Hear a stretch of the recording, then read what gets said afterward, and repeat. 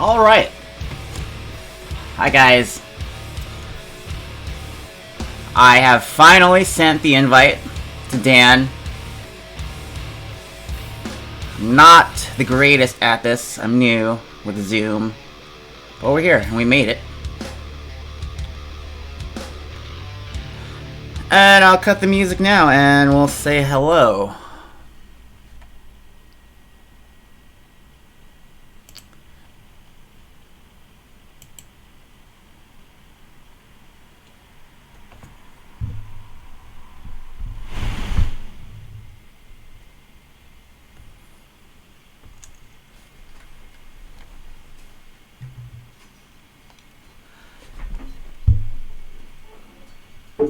His virtual background. Hi. What was that? I heard you come in with the virtual background. You know, just getting wild. It's party time. It's election night, and we are maybe all terrified or extremely excited, but emotions I'm are pretty high. scared. I'm pretty scared. Yeah. There's a lot of uncertainty in many things. How you doing, buddy? I'm good, thanks, man. Sorry for the delay. I ran into some audio problems, and I figured you were kind of the person that I would probably turn to in cases like this. I wanted to play you an intro song. I had GarageBand set up here, and I'm plugged in, and I wanted to play a badass metal, I don't know, a riff or something, and it's not working now. It was working. And it all fell apart. It all fell apart, and then I kind of had my little MIDI keyboard working and making some weird noises. That went to shit as well. But we are going to welcome you to this show. This is something I failed to do in the first episode. Name the show. This is Growing Pains. We're not going to be held to this, but always throughout life, you're always going through things and growing. Hopefully, if you're doing things right, and a lot of the times the growing is painful, and I'm always looking for insight on how to, insight and philosophies and whatever anyone has to share about whatever the topic is. But yeah, we're not held to that. We don't have to cry. We don't even really have to circle back to the title of the show at all. I like it. Yeah, thanks. So for those of you joining, feel free to type anything in the chat if you want to talk to us as well. Maybe I should post here on the Facebook that we're on. Yeah. Okay, so I've been listening to a lot of music in general, which is something that I haven't been doing as much as I should, and I'll let you know. I was watching your interview or your stream when you're demoing and talking about all sorts of cool things you can do on computers and making music. Yeah. And I don't know how much you're aware of this, but you're an important figure in it to me, because you're the first person to record me.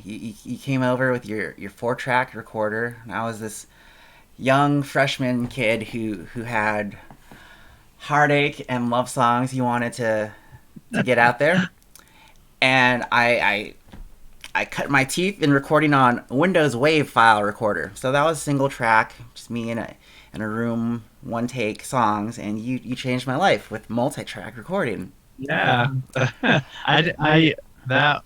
So people who might listen to this probably know that we had a science class together in high school. This was physics, yes. Physics, which I'm sure I got a D in probably at best. Yeah, so that's how we met. So we've known each other half our lives. Yes, and it's actually probably been the last time I spoke to you with a back and forth, not like online messages, was probably at school, like almost 20 years ago. Fuck yes. That's fucking crazy. And so in those days, me being a young impressionable kid, trying to find myself, find an identity, and find a path for the rest of my life, I looked at you as this cool older kid who played in bands, and that was the coolest thing back then. That being in a band back then, that was like having your own podcast. Today, everyone's got one of those.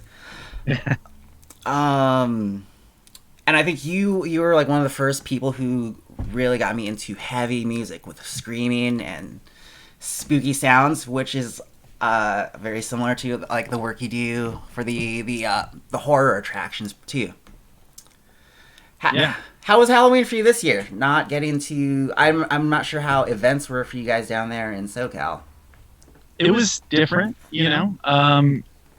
It was a little tough because I have gone to Not Scary Farm every year since 1994, and I started working there in 2006, and since since 2007, I've been like a contributor to the event in one way or another. And then, since 2012, I've been on the actual design team. So for us to not have Haunt this year was tough because it's been a long time that I've been attending the event as both a fan but also contributing to it. But with COVID and with everything else that's going on, we were able to kind of pivot, and instead we did a kind of a food festival type thing where we were able to we could have people in the park, but we can't have rides open. We can't have live, like real live shows or walk through mazes like we normally would. So what we did was we had food stations set up everywhere. People could come in and walk around the park and eat. And we had all the lighting turned on and the fog machines and the music and stuff. And we had some low-key entertainment, but that was really popular. It was a good way for the family to get out. Yeah. Do something Halloween-y. It's getting crazy having so many months go by and not having much to do as far as like going out and having some events or interaction with big groups of people. Yeah, so Nos has done that, and then I also worked on this event that was put together by the LA Haunted Hayride team. That was a drive-in theater experience. So you drive through kind of a horror town, and then you pull into the drive-in movie theater and you watch movies while characters, real life characters, interact with you while you're in your car. So you're socially distanced. Yeah. There's monsters walking around trying to scare you and stuff. And there's lighting and all kinds of, it's like this big drive-in theater party.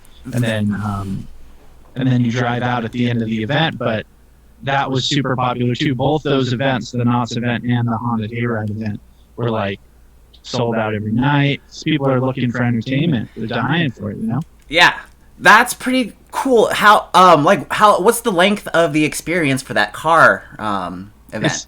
It's a little over a half an hour, so they can do it a few times a night. Yeah. And then that gives them time to load cars in and then load cars out and bring the next car. So it's about a half hour. It's 3 or 4 short films, a couple of minutes long, interspersed with a character named Monty Revolta, who's like a horror host. He's playing like horror host, but he's this undead kind of Elvis type guy. Is that cool? Super entertaining, awesome dude, and he had music. A band played, and he sang kind of goofy songs about being dead, and being a zombie. It was great. Is that guy kind of like a staple of the hayride every year? Monty. He's done it the last 2 years. Okay, that's cool. Yeah. How many cars can fit in? It's like one of the. I assume it's like a convoy of like a group of cars for. Yeah, I'm not totally sure. I think it was somewhere around 30 or 40. It was done in the parking lot of Raging Waters, so it was done in San Dimas. Okay, cool. Yeah. So in the past, Haunted Hayride's usually in Griffith Park, Yeah. I know you're up north, but you're probably familiar with the Griffith Park area. Yeah, observatory is like all I really know about Griffith Park, but I imagine there's more to it. Yeah, it's like a giant mountain in the middle of LA, like a hill, Yeah. and there's at the top of it is the observatory, right? But as you kind of when you drive up to it, you drive through a park. It's like almost like driving into like a protected state park kind of thing. Yeah. And the observatory's at the top. But there used to be the LA Zoo in it, and then the LA Zoo moved across the street. So the hayride actually takes place in the abandoned old LA Zoo. So there's like old enclosures, like animal enclosures and stuff. It's really creepy and eerie. Yeah. So that's where the hayride normally is. But this year, because of the nature of the event that we were trying to put on and the limitations of the space, we had to do it somewhere that was more open. And we found this kind of overflow parking lot that wasn't being used at Raging Waters that allowed for the event to be thrown there.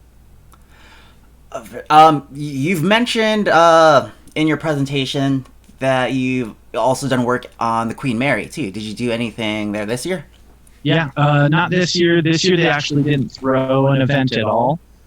They just kept it shut down. But I've worked on it the last few years. Okay. John Cook, who is a creative director for 13th Floor and used to be a designer at Knott's and sings for the band Winds of Plague, he has brought me on. Like, we go back from our bands playing together for the last 15 years or so. And so we worked together at Knott's, and then he has since moved on from Knott's to do this creative director position for 13th Floor. And, so we worked together on Queen Mary, we worked together on Haunted Hayride. What is 13th Floor? It's a haunted attractions company. So they own haunts all over America. So, like Queen Mary is a haunted attraction event that people in Long Beach and the surrounding area can go to. Yeah. They also own Haunted Hayride in LA, and they own a bunch of haunts all over. There's one in Denver, one in Arizona, I think one in New Orleans. So they basically put on haunted houses all over America, and with that, that's John, who I worked on Queen Mary with and things like that. He would creative direct all these different events all over America, meaning coming up with ideas for attractions like, oh, we want to do an asylum, like a haunted asylum, or oh, we want to do, like a slaughterhouse theme or whatever, and design the theme, design the storyline, do all the media, all that stuff. I can imagine like brainstorming sessions and meetings for events like that are insane and crazy and a fun time. Yeah, I mean, that's how it is at Knott's as well. It's basically just, you hang out with your friends and come up with weird ideas. I remember the year that we opened Dark Ride at Knott's, which was a maze that was based on an abandoned old carnival dark ride. So it's filled with old hobo clowns, and it's designed to look like a cheap old dark ride. That attraction, I remember we all went to John's house. We were all throwing ideas around, and we watched the movie Funhouse, which is an old 70s kind of gross out horror movie. Sounds like it, yeah. You get stuck in a dark ride. And, so it's like the inspiration comes from all over the place. But yeah, you throw the ideas around, and then you come up with the gags for, like, oh, it'd be really funny if when you walk through this room, we have an old, like an old Zoltar, like, box, like you would see at an old carnival midway that tells your fortune. Yeah. But we'll put a monster in there, and if somebody comes up and pushes a button or something, it does a jump scare and the monster jumps out. Like, you just think of fun ideas like that. Yeah, and I know Halloween is over now, and was still in, like, I was really preparing for, like, a spooky talk with you, because we were gonna talk, I think, originally Halloween or the day before Halloween, The day I, before, yeah. Sorry about that. no worries. I hope you're feeling good. Want to Yeah, make sure everyone's yeah. I'm good. social distance. I'm surprised you're not wearing a mask right now. I wanted to ask, or I was gonna say, Queen Mary is creepy all year round. Do you have any like actual weird stories that happened while you were on the ship doing work? Not there. I have at Knott's before. Knott's. I've spent significantly Not. more time at Knott's. Yeah, and I mean it's important to recognize Knott's Berry Farm just had this year the 100th anniversary of the Berry Farm like opening. So it's been around a long time, and the old ghost town buildings that exist there were not. They were all brought over from a real ghost town, from Calico Ghost Town or wherever else that I can't remember off the top of my head. But yeah, so I've spent a lot of time at Knott's because I worked as just a normal You operations worked your tech. way up, yeah. Yeah, so like I was running shows and a tech lead basically.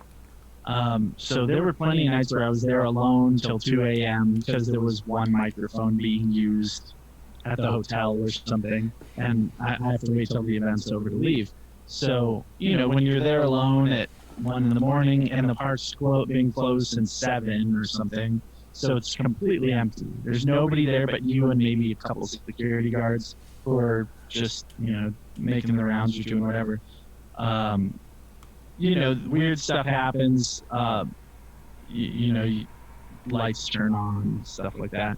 I don't myself believe in like ghosts or anything like that. Okay. But a lot of people who work at Knott's, including security guards and people that I would consider as quite, masculine, have said that they've seen stuff that scared them enough to leave areas of the park and things like that.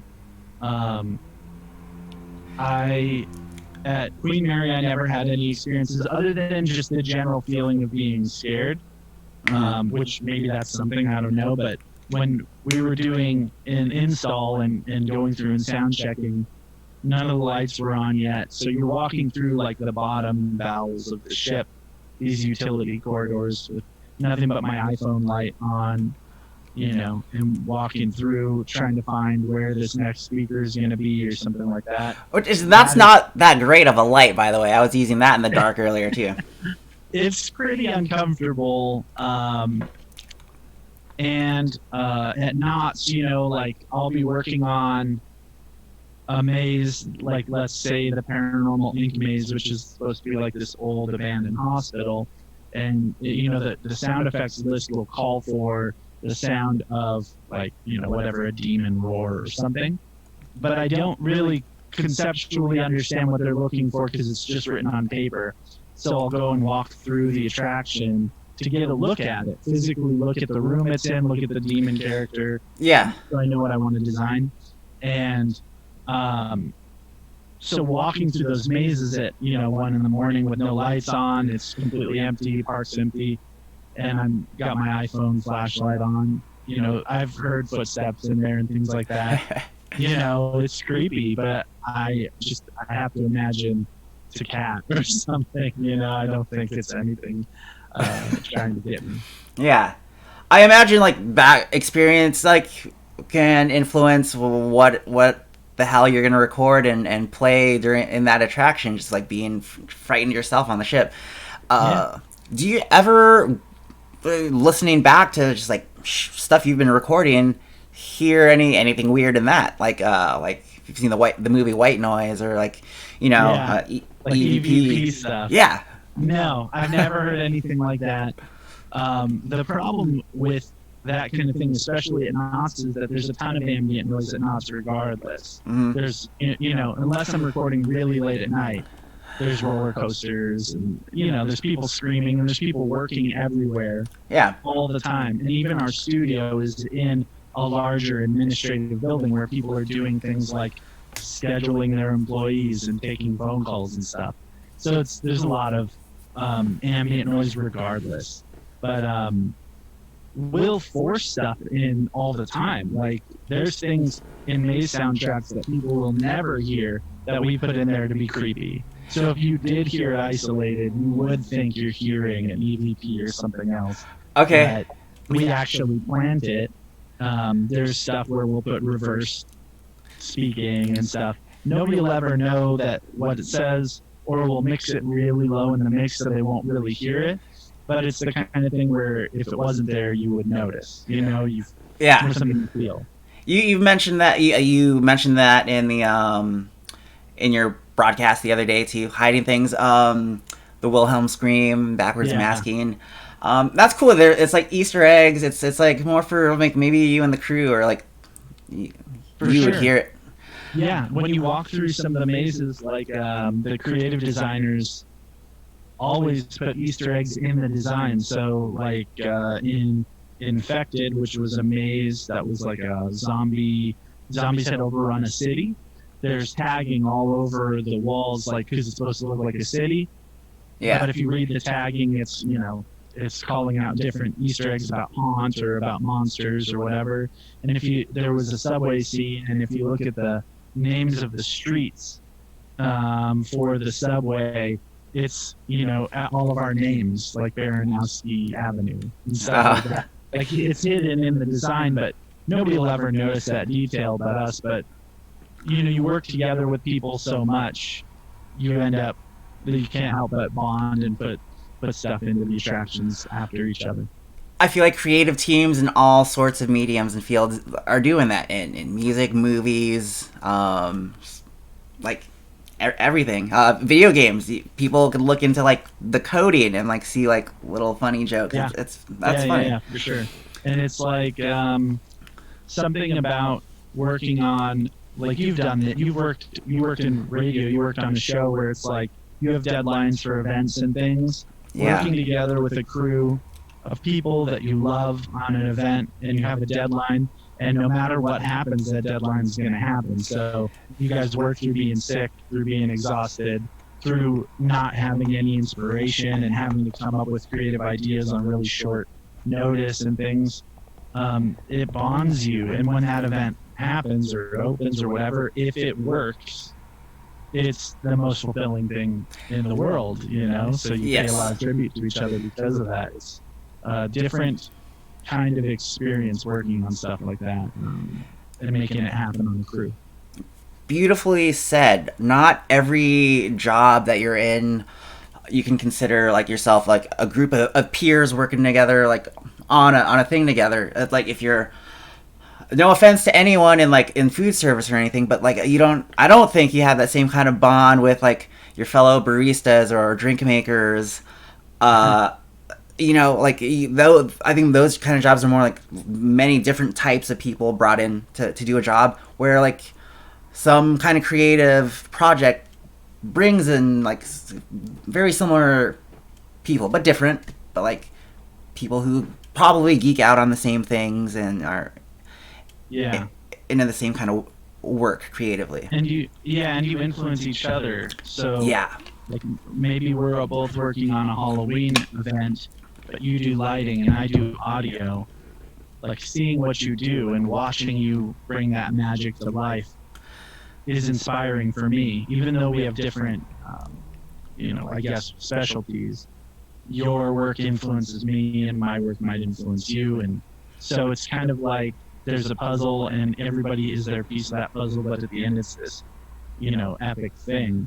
I don't know. It's what I like the most about doing this stuff is getting to work as part of a team and build something. And the day that it opens, that feeling of like we accomplished it, we pulled it off, the whole place didn't burn down, so it was a success. It's like there's just something different about that type of achievement, I guess. I think you might have touched on this on like I think I listened to you in like some like alternative or like metal podcast, and I think you talked about how the horror attraction teams are very similar to work with like band members and bandmates. Yeah. Um, And then likewise, you can have that kind of same kind of bonding between like bands in a music in a local scene as well. I think. Yeah, for sure. And you like, I don't know, you're all pulling for each other, and there is, there's also local competition that you want to Yes. outshine. That is like Knott's employees. We're always trying to be the best. And then when I work with John on other attractions, like what we did with Hayride last year, which was a complete overhaul of that attraction, um, you want it to be something new and fresh and different that you can't get anywhere else. And so it's like bands, like if you want to stand out and that there's these kind of the Universal Studios on the block that you're not going to out budget, you come up with other ways to stand out and be different. And it's not necessarily that you're saying that you're better than their attraction. It just offers something different. And that's what makes you stand out, just like the local scene with bands. Yeah, from what I've experienced, for the most part, local scene competition thing, it's friendly, healthy competition. Sometimes it's not. Yeah, it's usually. I think it really depends on how the culture around those things works together. Like Halloween attractions culture is one of the most inclusive, sweet, kind cultures. So you could put together something that you would consider very rudimentary on your front lawn, and people who are part of a larger haunt community will come and support you and help you or give you advice or whatever, the same way that they would if you were a huge event. It's very inclusive of what you're capable of, what your budget is, et cetera, and sharing information on how to be great at it. And so I think if you compare that to a music scene, if the culture is very inclusive and very encouraging of all different kinds of bands, the kind of culture that maybe would go see, a band that does electronic synth pop stuff, and then the next night go see a hardcore show, that kind of fostering scene could be really positive if there's competition between bands, as opposed to a scene where if people hate on other bands and only like one band, whatever band's the most popular in the area, that'll kill your scene. It'll kill your scene. It'll be no fun. I okay. I would like to talk a bit about pressure cracks as well. Sure. But first, we are on. We're touching on some things that I didn't want to mention here. But first, here, can I show you this? Are you able to see? Is screen share working for? I don't know. Hold on. Can I screen share this? This comic that speaks to me here. It's called. Are you able to see this? Yeah, I can see it. The Evolution of a '90s Punk. First panel. These dirty gutter street punks are making fun of this dude for wearing a Green Day shirt. One of my first favorite bands. And then that kid gets all bummed out, and he turns that into inspiration to start his own punk zine, and he becomes this punk rock dude in a band here in panel 3, wearing an Os Rotten shirt, and that's as obscure as you can get, almost. And then eventually that same guy who was wearing the Green Day shirt, who got made fun of, is now making fun of the guy in the Blink-182 shirt. Another one of my top favorite bands that got me into like music in general. Yeah. That I've been that guy. I remember being critical of people for not knowing like who Orchid was and like early screamo stuff, and not liking Converge, but liking other bands that Converge clearly inspired. Really. And then you grow out of that. My mid-20s, early 20s, I would say that I was pretty snobby when it came to music. I'm still trying to stop being so snobby. I'm pretty good about it now, but it was bad. And we've all been like, but I was new in that scene and didn't fit in, and discovered kind of my identity there. And I'm sure tons of people made fun of me for wearing super baggy Dickies and Deftones hoodies while everybody else was wearing super tight jeans and eyeliner and stuff, and I didn't feel like I fit in. And then after a couple of years, I was probably the one making fun of the new kids and saying like, "How do you not know this band? Like, they're influenced by X, Y, and Z." And then you grow out of that because what a waste of time, you know? And you're just shitting on people, and it's exhausting. It's not Yeah, a good way to live. and it's funny because like usually the first step is being shit on, and then people still end up shitting on. It's Yeah, it's it's like our examples are bad. So if we had a more inclusive scene that set a better example, maybe we wouldn't perpetuate that bad behavior. But we don't know any different, you know. And for me, it was like I finally found a thing that I where I felt like I fit in, and I wasn't friends with that many people that we went to school with. All of my friends I met through going to shows and stuff. So okay. it was like I discovered my identity and who I am with all these people, and it was the first time that I felt like I belonged anywhere. And then new people came in, and it's like, who the fuck are you guys? Like, you know, like you don't belong here. Like, this is for you'll be gone in 6 months. Like, you know, scene kids, like whatever. Yeah, eventually they're gonna want to cut their hair and change the style, and Yeah, it. I was a bully. You know, I didn't want new people to come along and change things because I was happy with how things were going then. And then, you know, you realize like I'm a dickhead. Yeah. I'm not helping the scene in any way if I'm treating people this way, you know? So it was a tough lesson to learn, like of internal kind of, am I really being inclusive and helping other bands and stuff? And at the same time I was booking shows at Showcase and stuff. So I wanted to be a good influence on this local scene. Yeah, you want to be a Um, positive yeah, figure. yeah, and like Coos Cafe and stuff. These like cool local venues that we had that are all closed now. But at the time, you know, I was in a good position to help the scene, and so I had to kind of give myself a little ego check and realize I wasn't cooler than anybody else there. We're all just listening to like people scream Yeah. like a bunch of idiots. You know, my grandparents would just be like, what is this shit that you listen to and this music you make? It's so bad. And it's like, well, I'm cool with the 100 people that hang out at Showcase. Oh So yeah, it gosh. was a good ego check. Well, that's a thing that was very different. Because I was wearing my Green Day shirts and Blink 182 shirts. At the time, you knew me, and I had lost like some really close friends to punk rock. I had like friends who were just like wearing their studded leather jackets and having huge mohawks and not hanging out with me anymore. Because we had a lot of those kinds of like those street punk kids that went to that school, as well as like pop punk kids on the other side of campus. I don't know, but uh, did not you didn't talk shit about like bands that like I obviously liked, or you would like throw different bands at me and like say like try this, check this out. I think you got me into Glassjaw. Was that true? Did you listen to Glassjaw?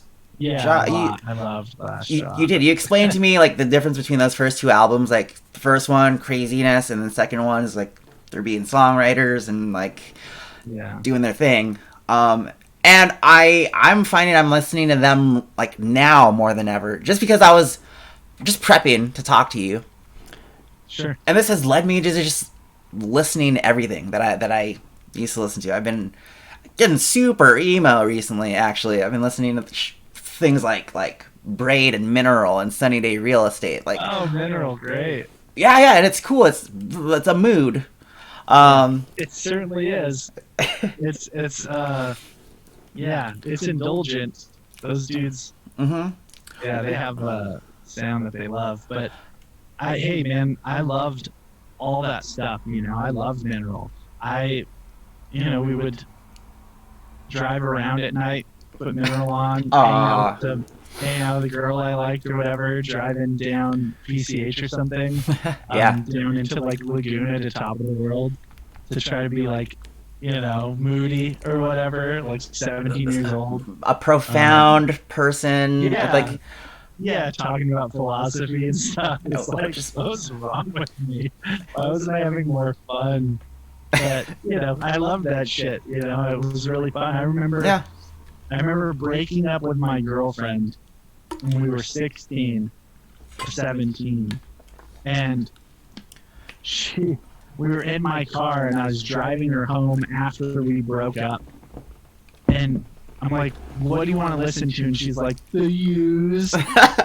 And so we're just driving, Mm-hmm. listening to The Used, and she's just crying, sitting next to me. And it was so sad.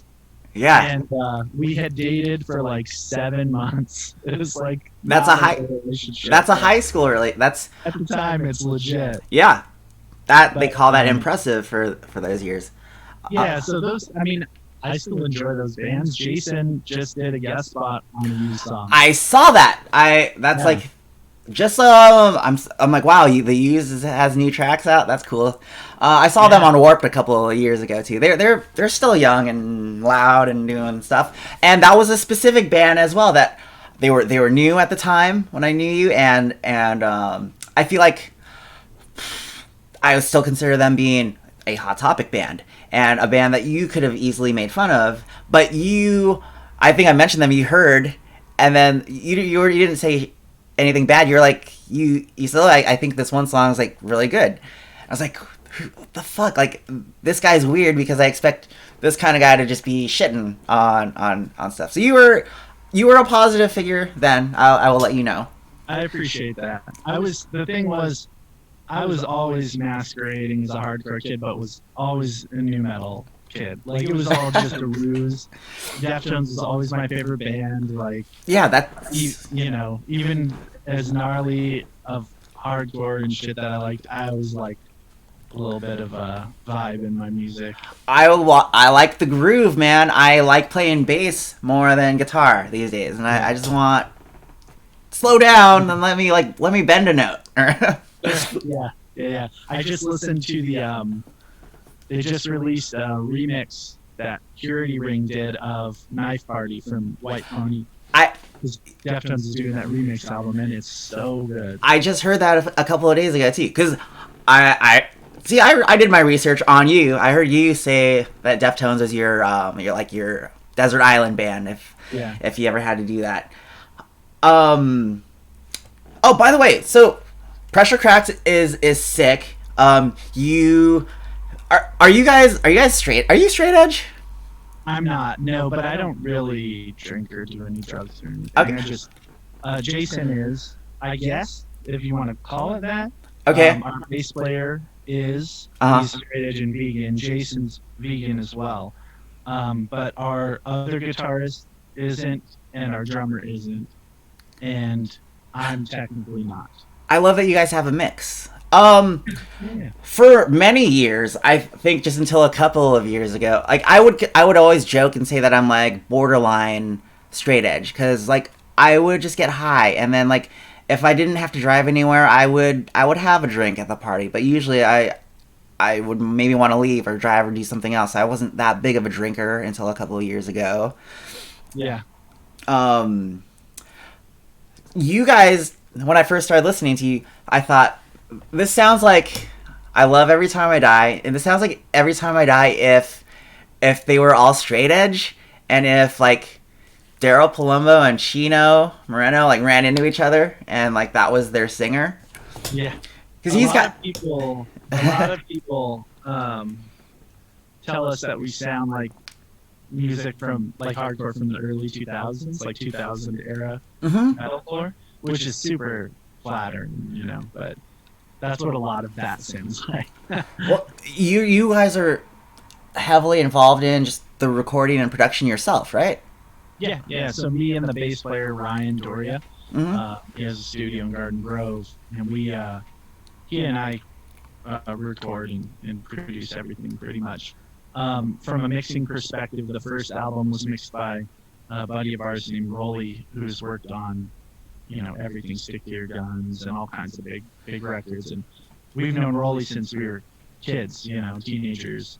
And Jason's first band, Let Live, recorded albums with Rolly as well. So like we all go way back. Um, and then this most recent one we recorded, but it was mixed and mastered by a friend named Jeff Dunn, who's worked with, you know, Wage War and Amir and all these huge bands. He is Amir. a monster recording engineer and mixer and producer, and has worked on just about anything you can think of. Um, so Jeff did that album, and so we pretty much will record it, or we'll record it with friends, and then we'll have friends mix it, and we'll keep it kind of in the family. Everything is fully DIY for that band. So even like our label, quote unquote, is our bass player's label, and he started that label for, his first release was Pressure Crafts. They're called War Against. Okay, War Against. Yeah, shout out. Check out So Pressure War Cracks, Against guys. is our bass player's label. The first release was Pressure Crafts. Everything we do is fully on our own. We make our own shirts, we make our own records, we record our own music, and we keep, even if we don't mix it, it's mixed by, our little family and friends. I think We that have no help from anybody, no label help anything. very like that's punk rock DIY, and I think that's part of how you guys can sound like an older era. Maybe Yeah. if you were recorded by, I don't know, some other outside producer or someone brought in, like trying to have an influence on, like, sound, turn this up Yeah. instead.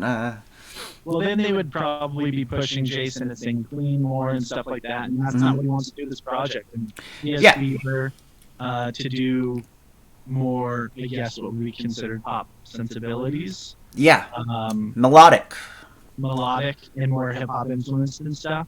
Hmm. And he has this project as something to be just completely off the wall, like as hard as we can go. And I think we when we started this band, we didn't know that Jason was going to sing, but Let Live broke up as we were starting the band up. And Jason and I have been friends for a long time, playing shows together and stuff. And I always loved him, and his ability to perform, and his, he's such a great dude and such a great singer and all that. So I just sent him the songs that we had written, and he's like, "I love this. Like, let's do it." And he came down and recorded with us. But there's like, it was always like, I want to hear you sing on a record that isn't any pop, like no melodic anything, just fucking go. I want to hear you on a hardcore record, and I think he wanted to do a hardcore record too. He Yeah.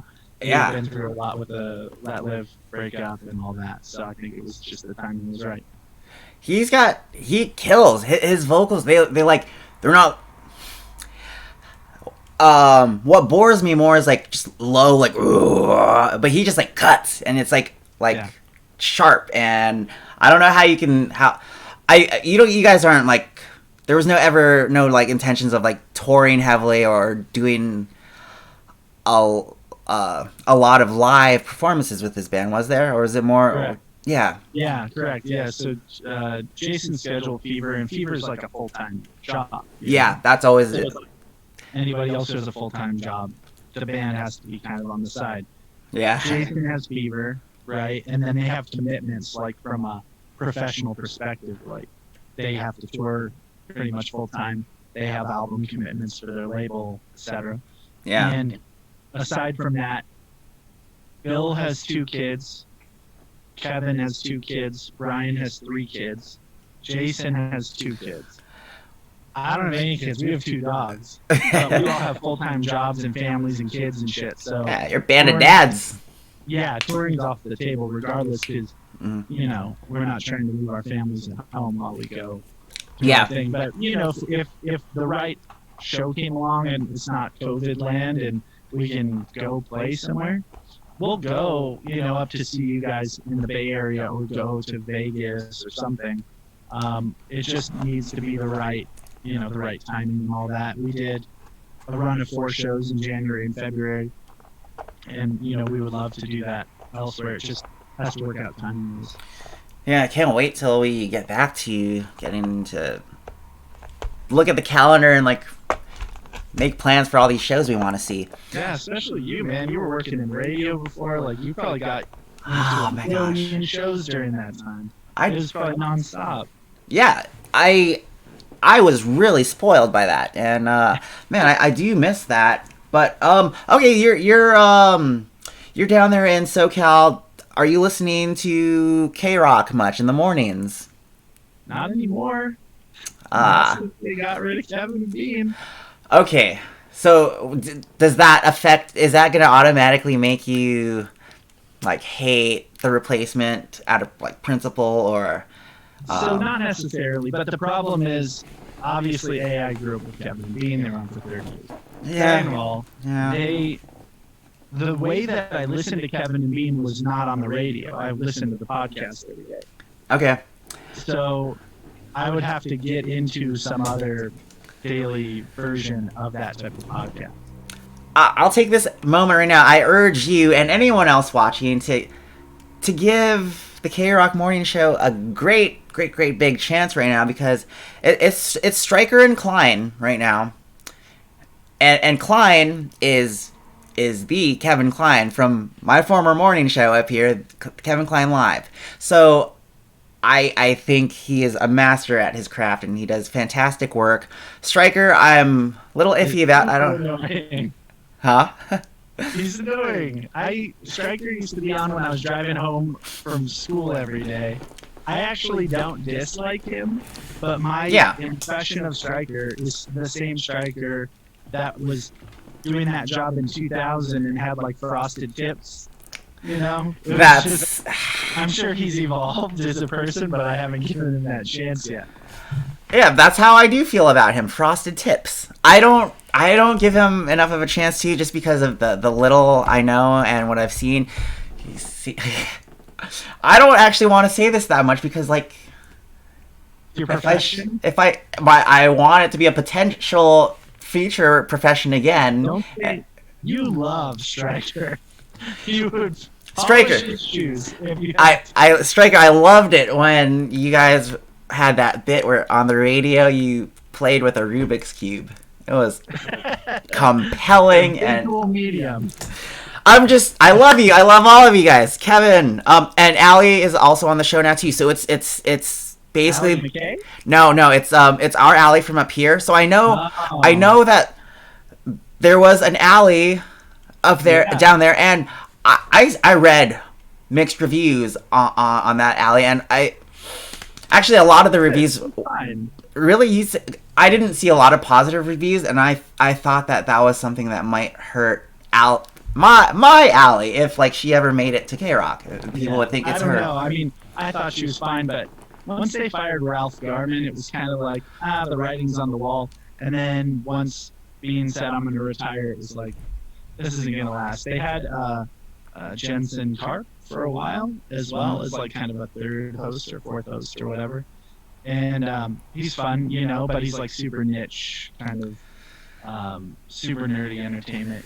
He's like one piece of a larger puzzle, but everybody loved Bean. He's so weird and entertaining. So I don't know. I mean, it was depressing for me because it was like this piece of my childhood was gone, and they didn't let him go out with a bang. They just told him on a Friday, don't come back. Yeah, and that's just no way to treat a 30-year staple of Southern California entertainment. This is my soapbox. And, this is what I'm going to use it to defend two billionaires who have been entertainment for 30 years and don't need me to defend them. Early birds everywhere miss you, Kevin and Bean, and they know that. I don't think they give a shit anymore. They're like, dry my tears with my millions. I bet they were like, it's about time. Like, we were gonna quit, finally. Yeah, we were waiting for you guys to kick us off, basically. Yeah. Um. Okay. So, let's see. You had mentioned in another interview I listened to that you don't like touring anyway. Like that's not like that wasn't Yeah. your favorite thing. That's something I always wanted to do in a band. I never got to tour. What did Right. you hate? What's If there you to want be to a tour, okay. If you want to tour, here's what I want you to do. Yeah, keep in Get mind, like I was like not always, I was always like going out because I didn't like being home a lot. So like if you have a sure, comfortable home, sure. like maybe But it's different. listen. Here's what you want to do: get in your car and drive for 6 hours and fart the whole time, but don't roll down the windows and pee in water bottles and just soak in that smell. Yeah, When you get to where you're going, have fun for about 2 hours. And then get back in your car and sleep in your car and then drive in your farts again. That's what tours like for bands of our ilk. yeah, It's not we're in the wrong genre if we want to enjoy touring.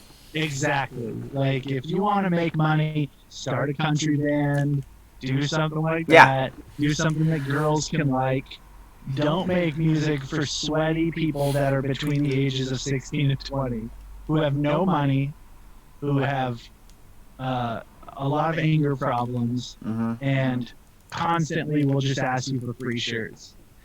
That's all they want.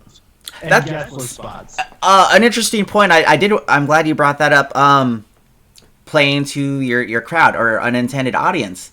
Or being in a music scene, it's sometimes you want to write songs that impress other bands and your peers more than just having a good song sometimes, and sometimes that could Sure. just like mess you up. um Getting too complicated, like why are you guys counting like that in this song? I don't know, timing can get really weird.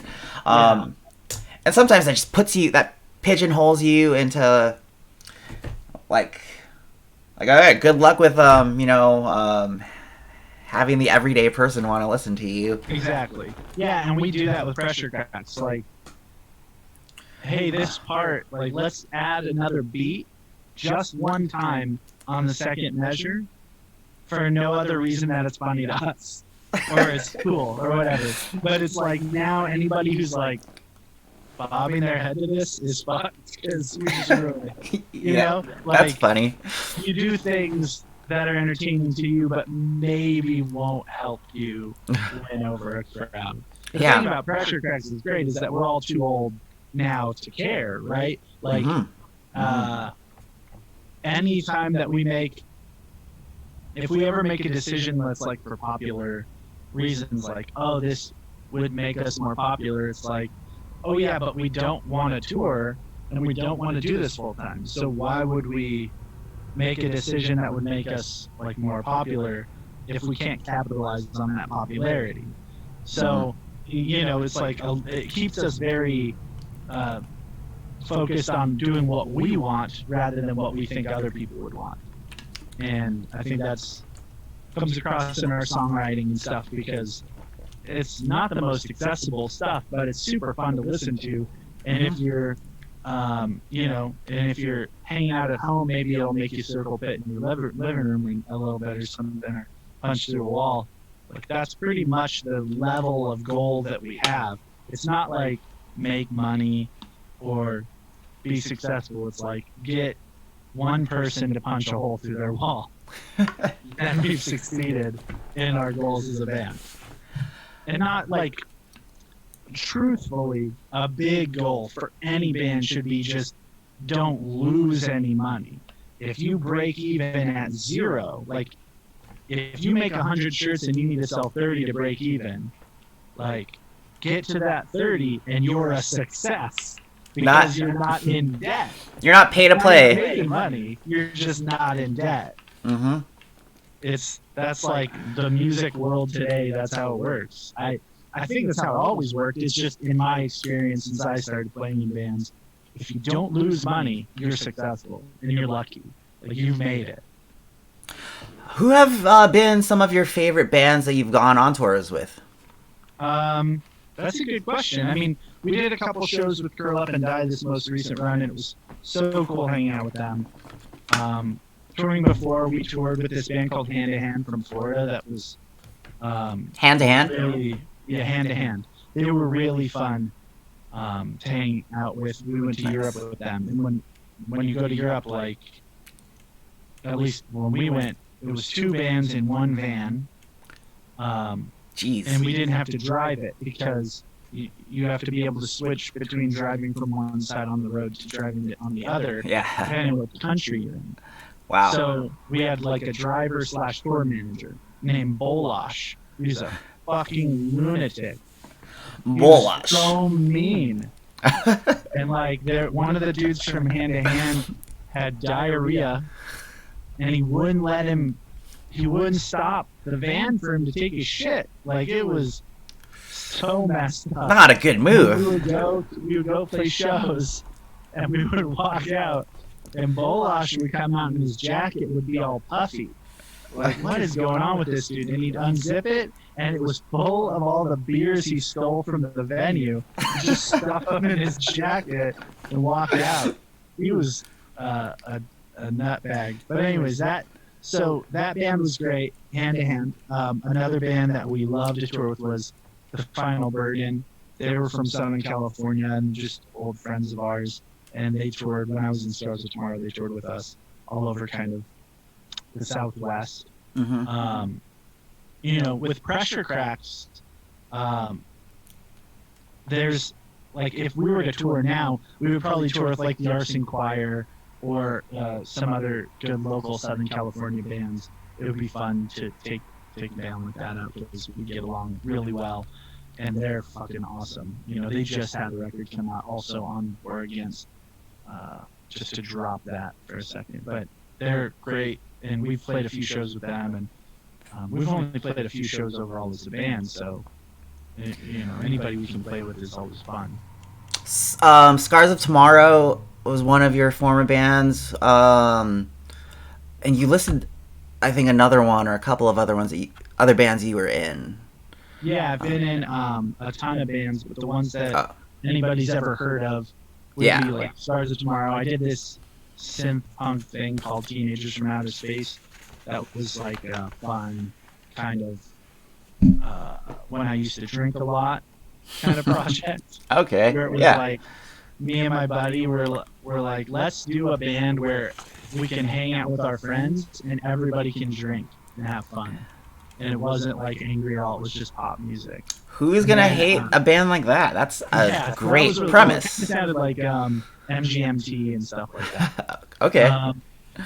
And then this band, Pressure Cracks, has like been the most successful, I guess, or like the most. People seem to like it the most. Because Stars of Tomorrow was the most successful. Mm-hmm. Like we went to Europe and all that stuff. But this band's the one that I think has the most like credibility. People that like us really like us and enjoy what we're doing, and we don't have to try to impress anybody. We just get to do what we enjoy. So yeah, so there's been a lot of bands, but those are kind of the most popular ones. There's one band here that I haven't heard you mention in any of the interviews I've seen you in. It's listed here in this old flyer for this old show. You know what? Actually, I don't know if this is your phone number, or if it's still your phone number, so I'm gonna cover it. But yeah, this was Colin Stock 94. Do you remember playing this?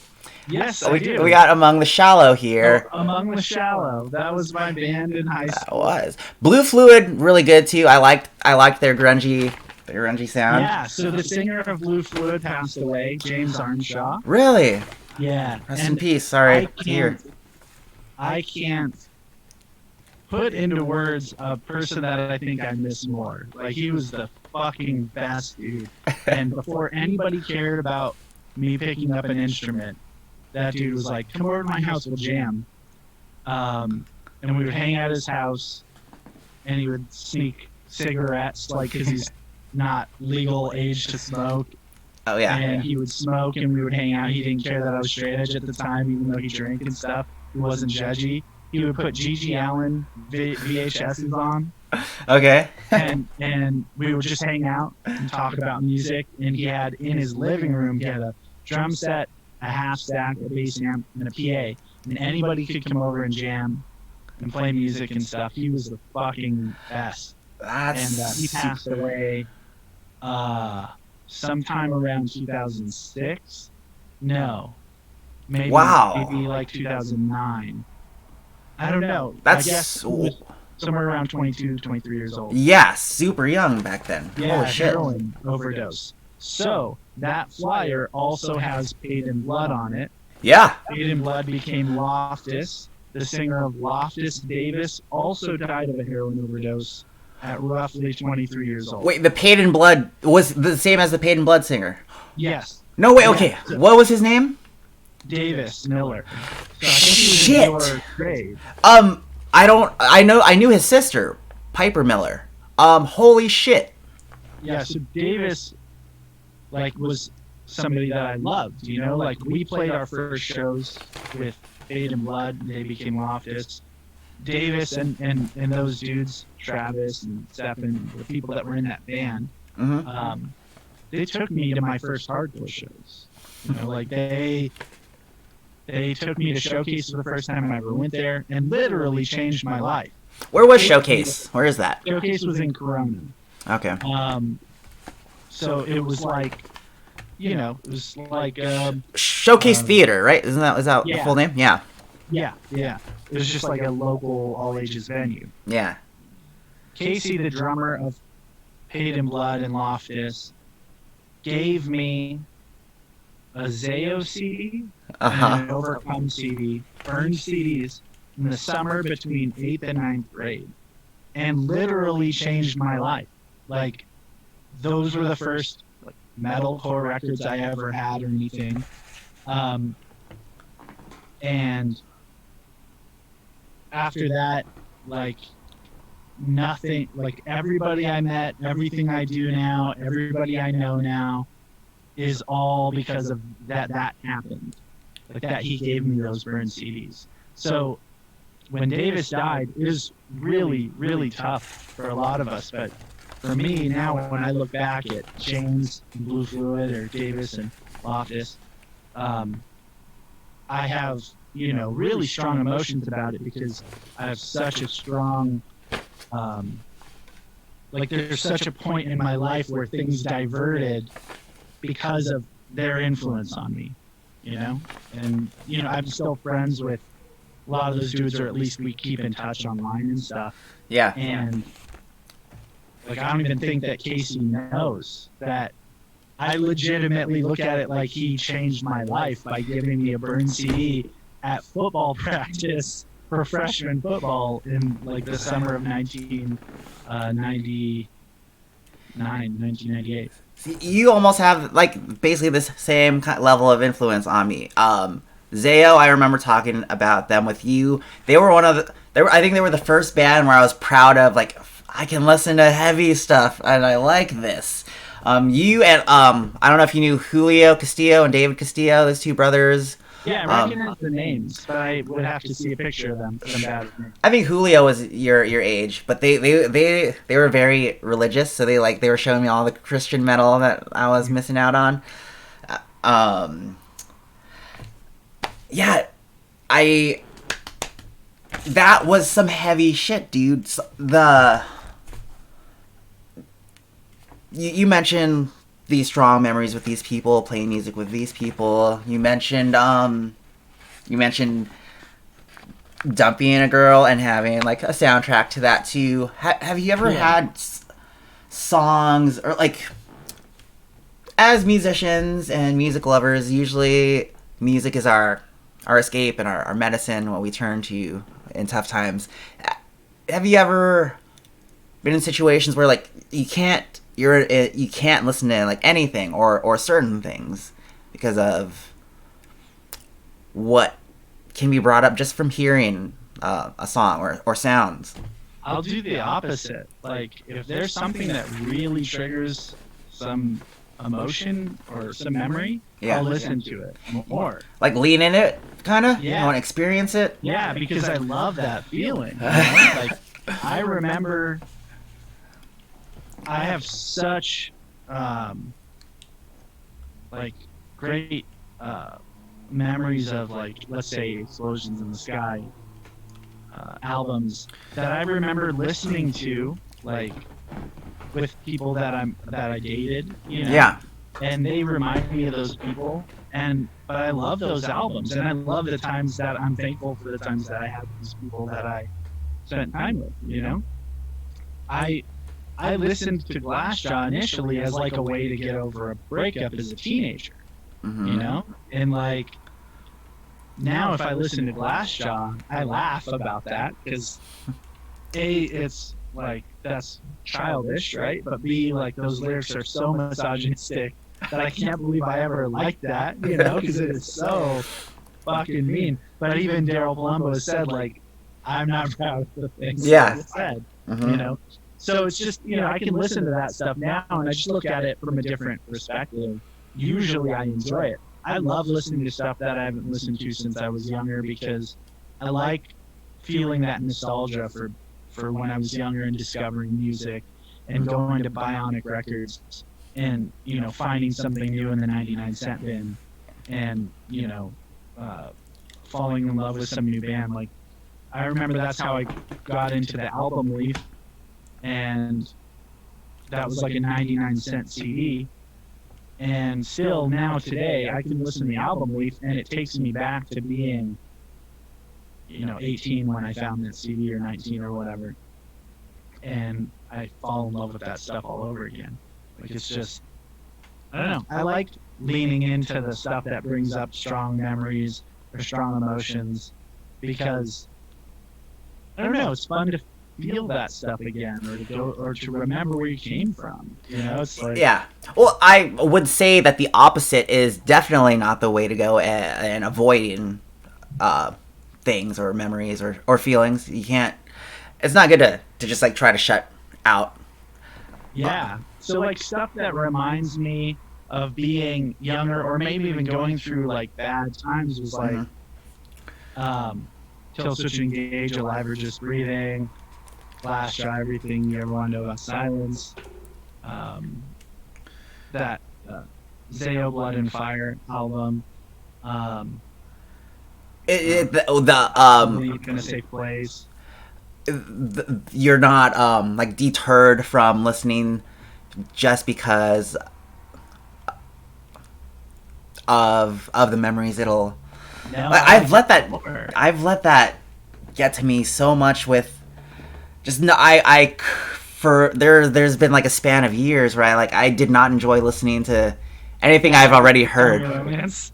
All right, I don't really I could see how people would think I listen to My Chemical Romance, but like they're okay. I don't really know much about them, but um Like I remember listening to Dashboard Swiss Army Romance a ton and enjoying that and having fun with that. And Okay. now it would be like, God, I can't believe I listened to that. But when I was like 16, I related with what was happening in those songs. It's hilarious, now. I'll have to say I have listened to an insane amount of Dashboard in the last month. Good for you. That's that COVID depression kicking That- in. Yeah. You want to remember what it feels like to be sad about a girl in sophomore year. Yeah, I'm channeling the Zach you knew when you met me. I don't know if you've seen. I've like Dickie shorts. I remember a lot of Dickie shorts. yeah, I've been wearing Dickies all week. I did not own jeans until I moved up here to the Bay Area.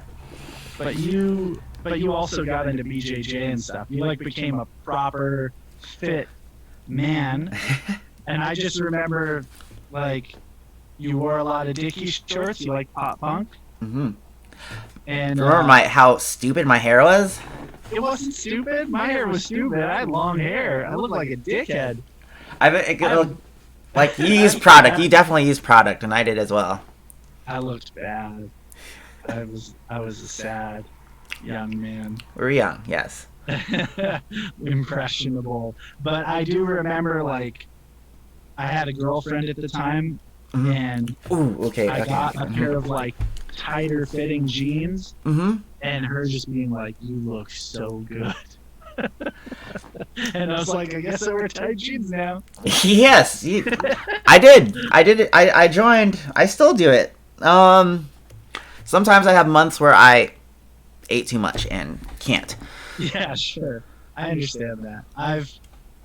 I still like I've always been a jeans and a t-shirt guy, and I still wear jeans and a t-shirt. They're just a little less tight. I'm 35.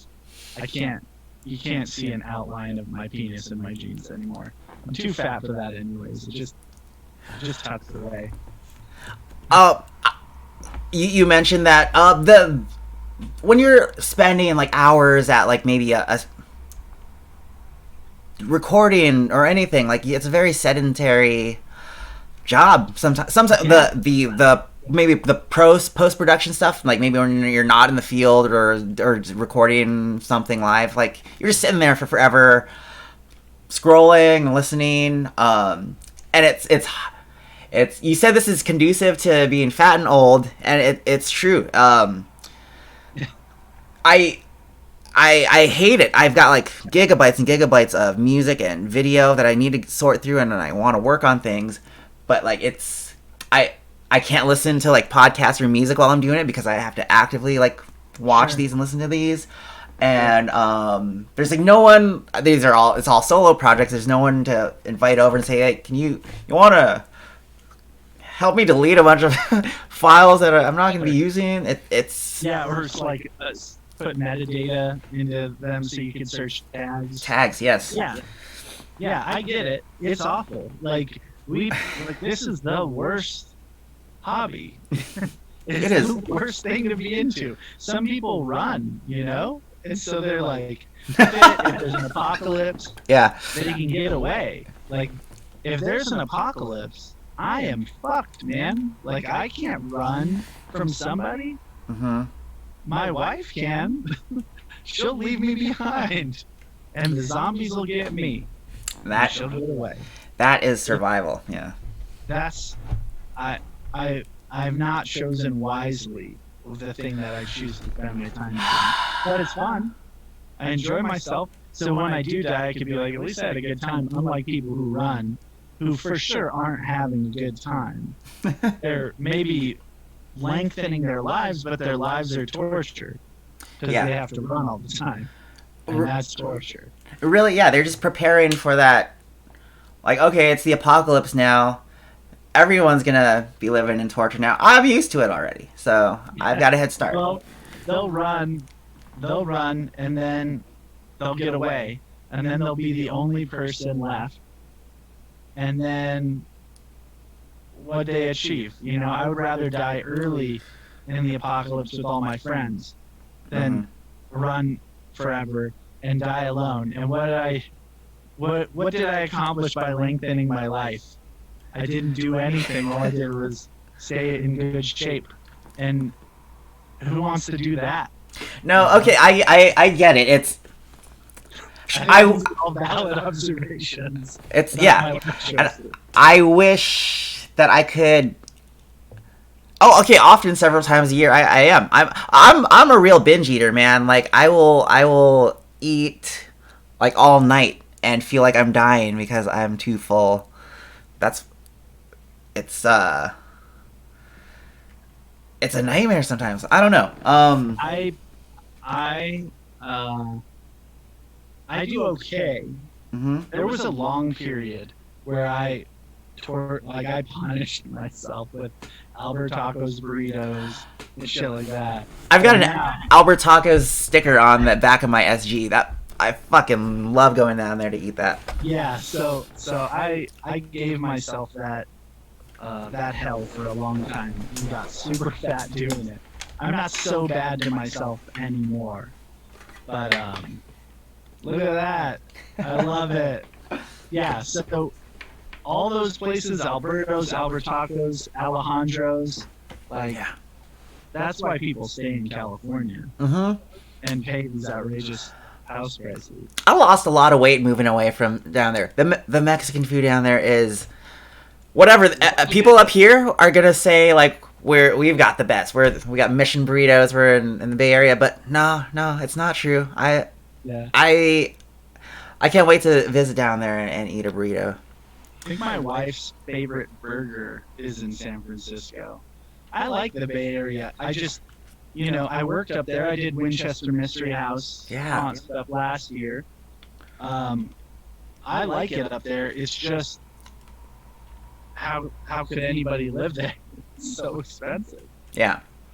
Plus, you have serial poopers. Yeah, I've stepped in that. It's that's unfortunate. It is I'm a. not totally convinced that it's not you doing the serial pooping. I have What do you more think? respect for the streets. I would at least. I wouldn't do it. What baffles me is sometimes whoever laid it there picked a spot that's like people are gonna step here. Why can't you? Sure. And like that means you were not hiding. You're way in sight. Like I would hide. All my public poops would be in the weirdest. Like how do you get under there? Like I wouldn't Yeah. be leaving them. I have friends. I have friends who have multiple times pooped on a parking block in a parking garage. That's okay. That's like nature's toilet, Yeah, right? A parking block, right on the top of it. elevated out of. No Yeah, one's gonna. you can crouch over it. Um, but I've only ever seen a person shit in a very standard public place. Um, in LA, of course, on Sunset, where I went to recording school. I was walking from where I parked to the school, and there was a man. He had newspapers. He had put newspapers down on a bus bench. Um, Nice. and it was about 11:30 in the morning, right in the middle of sunset. And he had his hands on either side of him, and he was rubbing the newspapers, and he was just pooping right on them. And cars are driving by honking at him, and he just looks over his shoulder, and we make eye contact, and I panicked, and I just started walking really quickly because I don't run, like I said. I walked as quickly as I could away from that man. But he was just pooping, man. Just pooping on a bus bench, 11:30 in the morning in the middle of LA. It was weird. Just biology. Weird. But I think he was being thoughtful, pooping on those newspapers. Yes. Yeah. So as not Resourceful. Yeah, so as not to disrupt anybody's day the way that your day has been disrupted by the serial pooper. Yeah. I will always personally try to uphold the highest form of manners when pooping in public. Sure, yeah. But yeah, that's a problem in San Francisco Can for you sure. poop in public? Can you poop at when you were at work at the radio station? Explain this to me. You're in the middle of the show. Yeah. What do you do when you have to? You Oh, gotta go. you wait for the. Usually we hate when we have to play songs, but it's like, all right, what's the longest song we have? Get it in there, or commercial breaks.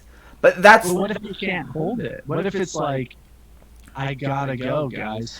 I think that's why often the morning show cast will have multiple people. Someone Can sneak off. cover for me. I need to piss. But yeah, when you're sitting there for 4 hours, and usually guzzling a bunch of coffee. Yeah. Hmm. This is what everybody's tuning in for right now. You realize that they want to know how Well, you guys do that. I don't know if you got to watch the full version of episode 1. That's how episode 1 ended. I couldn't hold my piss, and It's time to wrap, yeah. or else I'm gonna pee my pants. And Yeah. and we hung up the Zoom call, and I run off screen, and Twitch just can hear my toilet for like a minute. Really, I love it. Yeah, it was great. I got a good mic. Yeah, I always wondered that. I mean, I worked in shows at Knott's, right, as a tech. And Yeah. when you have a show, and I'm the only audio tech, and it's like Camp Snoopy characters doing their Camp Snoopy show, and I'm like, I'm gonna shit my pants right now during this show. Are you in a booth?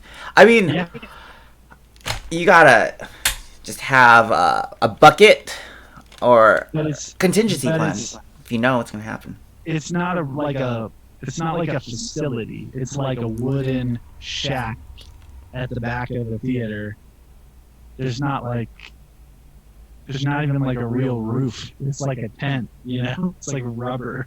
Best It's solution, not a good situation. if you don't want to compromise the show, you want to stay in spot. You gotta do it. You wear a diaper, and that's The key is being able to perform, running the show while you're pooping. oh, that must be rewarding as hell.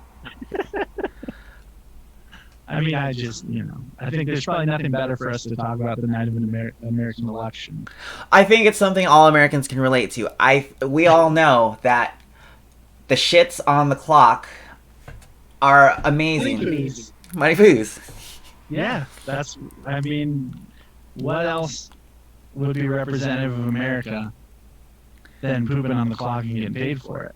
It's kind of what we're known for. In like Canada, you get like 4 weeks paid vacation, and if you have a kid, you get like a year off paid. But we get to poop on the clock. Actually, what are you doing when it's the 364 days of the year that it's not Halloween? I guess there's a lot of prep, and I guess the season of running your shows is longer, but what are you doing in like now till summer? Like what? Yeah. What happens? So I have there's a few things. First of all, COVID life is different, right? We don't have a park that's open year round the way that we do normally, but we are doing events every season. So right now, we're prepping for the Christmas season. So I'm working on Christmas stuff. So you go directly from murder, death, all that gore, all that stuff to happy holidays, Yeah. So we're working on Christmas. And then at the start of next year, I'm sure we'll be working on, normally at the start of the year, we do a thing called Peanut Celebration at Knott's. That's like Charlie Brown and all that stuff.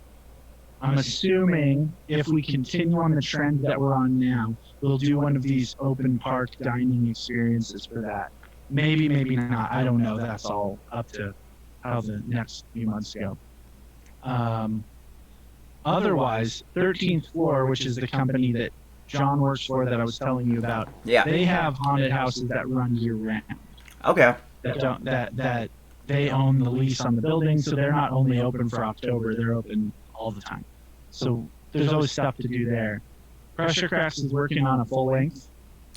So we're going to keep hammering away at that. When can we expect to hear that? Do you add any clue on that? I have no idea, to be honest. I mean, we're just getting started writing it.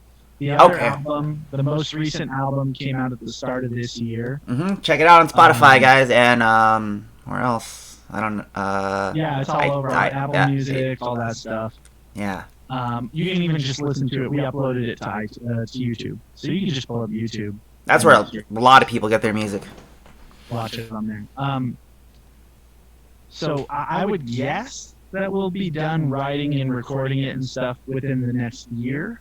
I say year because our drummer is about to move to Arizona, so that's going to lengthen the writing process. Yeah. And we're looking at moving as well, my wife and I, to the Pacific Northwest.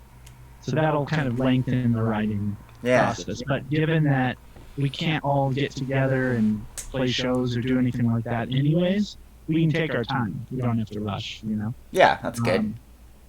Yeah, so, we're, Pressure Cracks is that going on, and then I've been, been keeping busy. I have a day job that's like normal, work for a software company as like a consultant, so I stay busy with that. And then what is it that pedals? Is it that audio? Yeah. Is it that audio company that you're a consultant for, or something else? No, it's not. I don't actually. My day job isn't even like an audio gig at all. It's like a normal people job. And then I do all this other stuff on the side for fun. It's like these are just my hobbies. They just happen to be things that I can get paid for. Yeah. if I didn't get paid for them, I'd do them anyways. You know. How about those guitar pedals? Are you planning to like take orders for I don't know, commercial, like you want to? Yeah. Yeah, I make some stuff custom for people, and I Yeah, have those are like, really cool looking. But I haven't thank you. heard like a lot of them. It would be, I don't know if you have some sort of like main website or something to There's an show Instagram. It's hmm at Spooky Vibes FX at for Spooky letters Fest. F and X. And I Okay. think if you go to spookyvibesfx.com, it just redirects to the Instagram. So that's like I make guitar pedals. So started doing it during quarantine as like something to fill up the free time. I I don't like having downtime, so hmm I like to keep myself busy with all these creative process, like whatever, things. And so I started building guitar pedals, and that's been really cool. And people have responded well to it. So I've sold a bunch of pedals to people that have been interested in different things like reverbs or delays or distortions or whatever. And yeah, so that's been really fun. And, so for the next, to keep me busy through next summer before we start on Haunt next year. I'll be keeping busy with all this stuff, and we'll probably be working on Haunt stuff for Knots even sooner. The last few years, we've been inching it up from summer to spring because these designs are getting more and more complex, and because of that, they take longer to build and design for. Okay. Yeah, stay busy, man. Or I'll fucking lose it, and then my wife will go nuts because I'm a dick if I haven't had enough creativity in my life. Yeah, I turn into a real asshole. interesting. Yeah. Hmm. She'll let me I, know. She'll be like, you need to go write a song or build yeah. a pedal or work on something. What do you do? Do you just get like irritable and Yeah. you're Yeah, insulting? totally. Yeah, like I don't get abusive to her. I'm not fun to It's the be around. worst version of you. Yeah, like I have no sense of humor. Yeah. I'm super antsy. Like hmm we'll be sitting at the couch and I'll be like shaking my leg, She's Yeah. like, what's wrong with you? I'm like, I gotta go do something You got energy. productive. Like I never got into gaming. Um, like I enjoy playing games here and there, hmm but I always felt like at the end of all that time, you don't like there's nothing tangible. Where if you write a song or you work on music, like at the end you have maybe a riff, or if I build a pedal, I have Yes. a pedal. hmm And I understand people who do like gaming, like it's a different hobby than what I have, but the way that my particular brain works is like I like to work towards something tangible because that makes me feel like I have some sort of purpose, I guess. And when That's I don't have that, I'm like this directionless puppy. I don't know what to do with my time. I don't know what I feel totally useless. It's so weird. But that's just in my nature.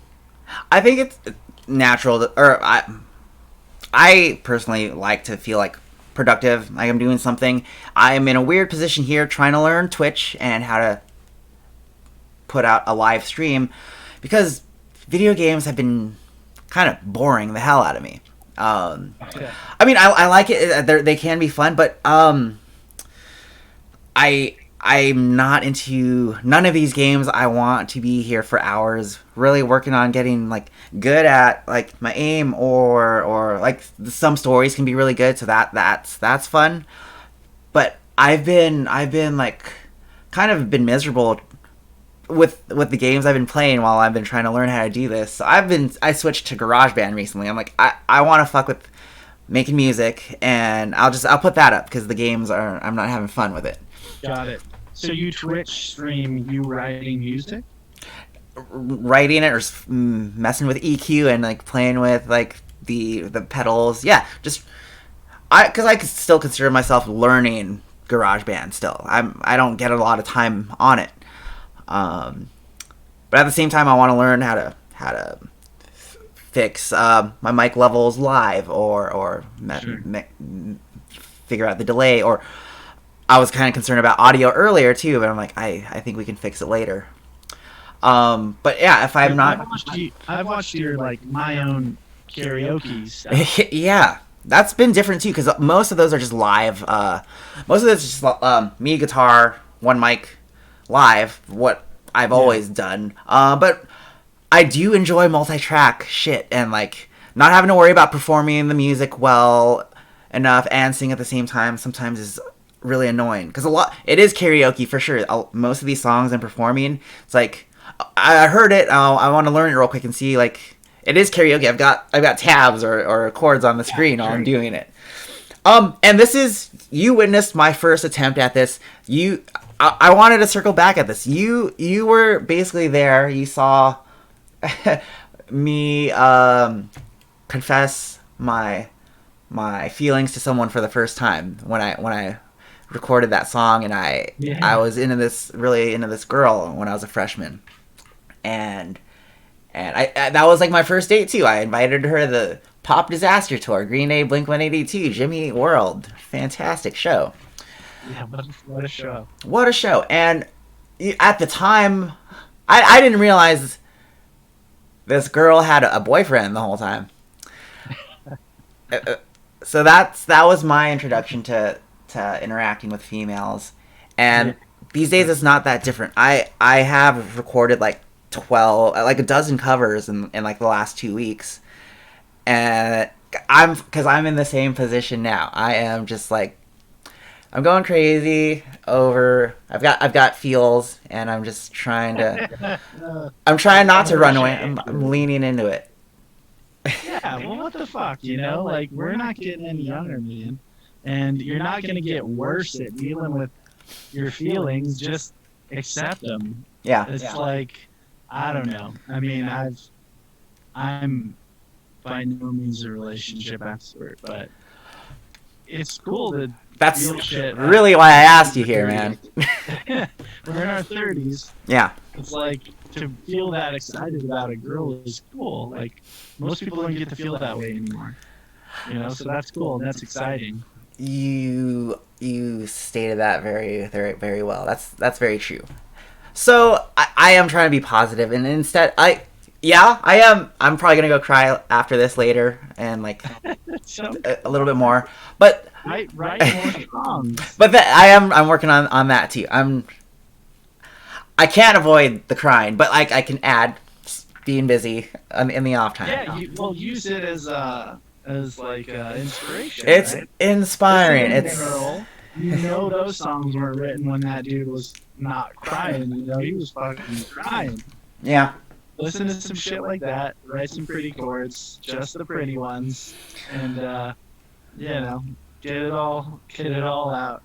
I don't know, man. I mean, I think it's cool that you get to feel that way at this age. A lot of people are fucking dead inside and have corporate jobs that make them wish that they could huck themselves off a building if they only had if they could only go into work without coronavirus. Yeah. Well, okay. What is there anything else? Any projects? I'm gonna let you go soon because I'm actually really having to pee really hard now too. This is a theme now. Yeah, I was waiting for that moment. Yeah, I had Wiggles earlier, but is there anything else that you want to promote or have people follow and be aware of that you're working on? No, you know, I think I've talked about it all. Just check out Pressure Crafts. Check out. If you're in Southern California, check out LA Haunted Hayride, Not Scary Farm, Queen Mary's, Dark Harbor. You know, hit me up on Instagram or Facebook if anybody's interested in this haunted house stuff or audio design or anything like that. You know, I'm gonna keep doing weird stuff that is only accessible to a very small niche of people. But if those people find it and it interests them, that's super cool. All right, very very well. Fans of some crazy hard music. I'm gonna play some outro. I might play some Pressure Cracks, but I'm actually going to play some Among the Shallow as we walk down. I've got Yeah, I was gonna play this for you. I have 4 tracks here. I've got Break the Mona Lisa, Mascara. Oh, wait, what do I have here? Do Over, When Scars Give Strength. I don't. This was all data. Send me that stuff. I can't believe you don't have this. Please don't play it. Why don't you subject anybody to that? That is sad. What are you, guitar or bass in this band? Guitar, yeah. I was guitar in that band. It was the first. That was when I learned to play guitar. Was for that band, and it is bad, man. It's poorly recorded, poorly written. But you know, it also is 20 years ago. Yeah, you guys are pioneers. No, we're not. but Pressure Crash is good, so play that. Okay.